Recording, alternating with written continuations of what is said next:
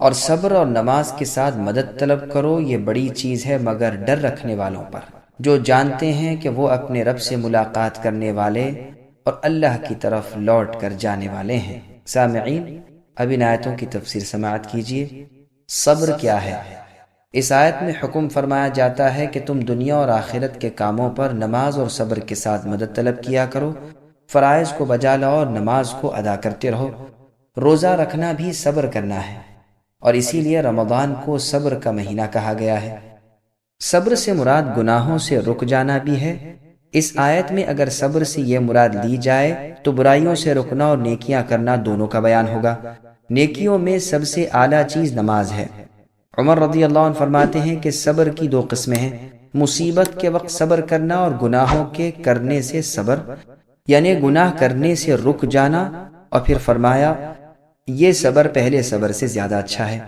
سعید بن جبیر رحمہ اللہ فرماتے ہیں کہ انسان کا ہر چیز کو اللہ کی طرف سے ہونے کا اقرار کرنا، ثواب کی طلب کرنا، اللہ تعالیٰ کے پاس مصیبتوں کے اجر کا ذخیرہ سمجھنا، یہ صبر ہے۔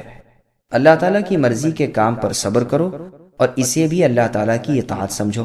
نیکیوں کے کاموں پر نماز سے بڑی مدد ملتی ہے۔ خود قرآن کریم میں ہے اتل ما اوحی الیک من الکتاب واقم الصلاة ان الصلاة تنہی عن الفحشاء والمنکر ولذکر اللہ اکبر، یعنی نماز کو اے نبی قائم کیجئے، یہ تمام برائیوں اور بدیوں سے روکنے والی ہے، اور یقیناً اللہ تعالیٰ کا ذکر بہت بڑی چیز ہے۔ حذیفہ رضی اللہ عنہ فرماتے ہیں کہ جب رسول اللہ صلی اللہ علیہ وسلم کو کوئی کام مشکل اور غم میں ڈال دیتا تو آپ نماز پڑھا کرتے، فوراً نماز میں لگ جاتے۔ چنانچہ خندق کے موقع پر رات کے وقت جب حذیفہ رضی اللہ عنہ رسول کی خدمت میں حاضر ہوتے ہیں تو رسول اللہ کو نماز میں پاتے ہیں۔ علی رضی اللہ عنہ فرماتے ہیں کہ غزوہ بدر کی رات میں نے دیکھا کہ ہم سب سو گئے تھے، مگر اللہ کے رسول صلی اللہ علیہ وسلم اللہم صلی وسلم علیہ ساری رات نماز میں مشغول رہے اور صبح تک نماز اور دعا میں لگے رہے۔ یہ روایت مسند احمد کی ہے۔ ابن عباس رضی اللہ عنہما کو سفر میں اپنے بھائی خثم رضی اللہ عنہ کے انتقال کی خبر ملی تو آپ انا للہ و انا الیہ راجعون پڑھ کر راستے سے ایک طرف ہٹ کر اونٹ بٹھا کر نماز شروع کر دیتے ہیں اور بہت لمبی نماز ادا کرتے ہیں، پھر اپنی سواری کی طرف جاتے ہیں اور اس آیت کو پڑھتے ہیں۔ غرض ان دونوں چیزوں صبر و صلات سے اللہ کی رحمت میسر ہوتی ہے۔ انہا کی ضمیر کا مرجع بعض لوگوں نے تو صلات یعنی نماز کو کہا ہے، بعض کہتے ہیں کہ مدلول کلام یعنی وصیت اس کا مرجع ہے، جیسے قارون کے قصے میں ولا یلقاها کی ضمیر اور برائی کے بدلے بھلائی کرنے کے حکم میں وما یلقاها کی ضمیر۔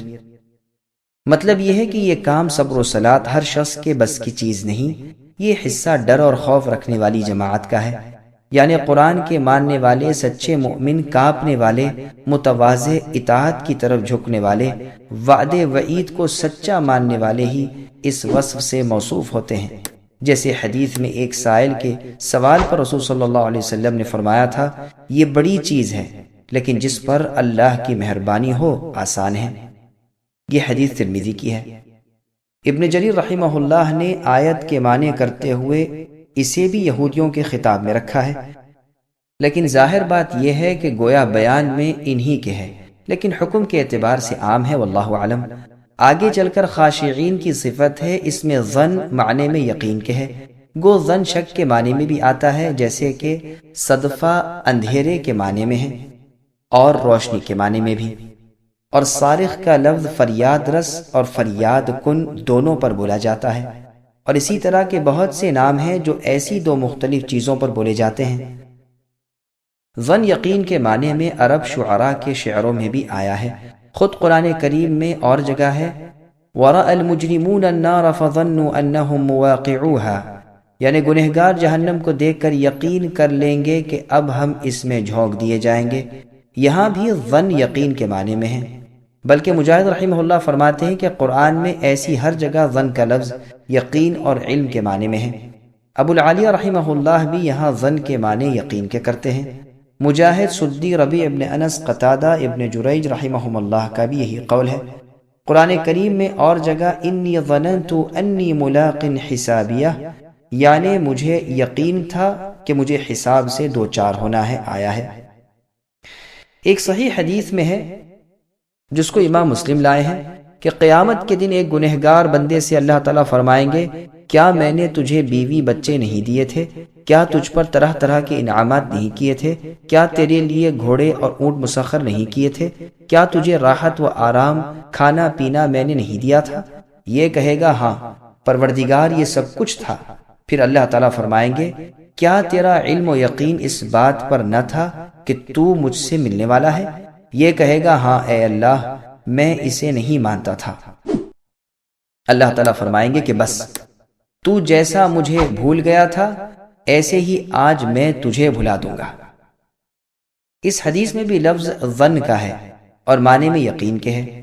اس کی مزید تحقیق و تفسیر انشاءاللہ تعالی سورہ حشر کی آیت نمبر 19 نسوا اللہ فانساہم انفسہم کی تفسیر میں آگے آئے گی۔ سبسکرائب کیجئے ہمارے چینل اور دبائیے بیل کا آئیکن تاکہ آپ کو ریگولر نوٹیفیکیشن اپڈیٹس مل سکے۔